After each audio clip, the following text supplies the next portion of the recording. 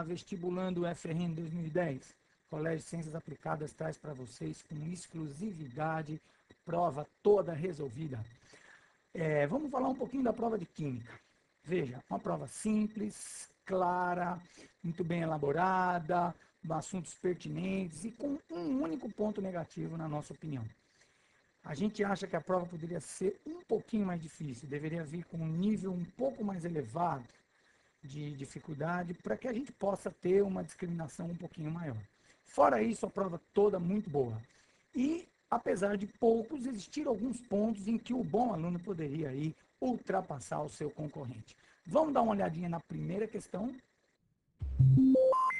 A questão 1 da prova de Química falava aí do assunto termoquímica, não podia deixar de ser. Não veio na primeira fase, tinha que estar presente nas questões discursivas. Falava da combustão do octano, reação foi fornecida e junto com a reação forneciam as variações de entalpia de formação dos reagentes e produtos. Muito legal que o FRN forneceu a equação ΔH padrão da reação, ΔH somatória das variações de entalpia padrão de formação dos produtos, menos somatória variação de entalpia padrão de formação dos reagentes. Equação corretamente escrita, que muitas vezes vimos em outras provas vestibulares escrito de forma errada, falando que é a somatória da entalpia de produto. Isso é um absurdo.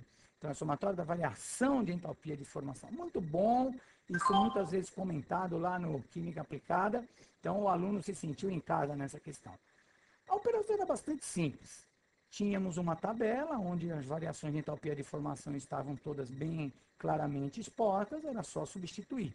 Então, você teria essa equação operando matematicamente, deu um trabalhozinho, vamos falar a verdade, né? Não é uma coisa muito gostosa de fazer durante a prova essas continhas, mas está aí resultando aí menos 116 kJ por mol de octano. Valeria a pena o vestibulando aí citar o por mol de octano. Essa é a letra A. A letra B falava da combustão do álcool etílico etanol. Pedi inicialmente para você fornecer a equação de combustão, super tranquilo, o vestibulando só deveria lembrar de citar o ΔH menor que zero, e lembrando de, já que estamos trabalhando a 25 graus em um ATM, citar os estados físicos aqui bonitinho, líquido, gás, gás, líquido, porque isso aí com certeza deve contar ponto.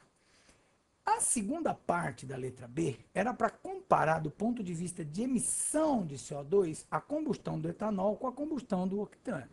Bom, minha gente, do ponto de vista estequiométrico, indiscutivelmente, um mol de etanol libera 4 mols de CO2 a menos que a combustão de um mol de octano, indiscutivelmente.